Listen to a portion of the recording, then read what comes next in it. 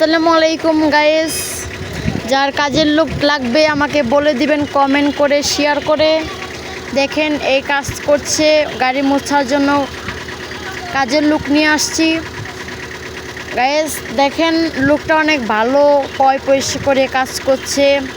ওনার প্যান্টেও ময়লা লেগে গেছে এই গাড়িটা মোছামুছি করতে যেয়ে।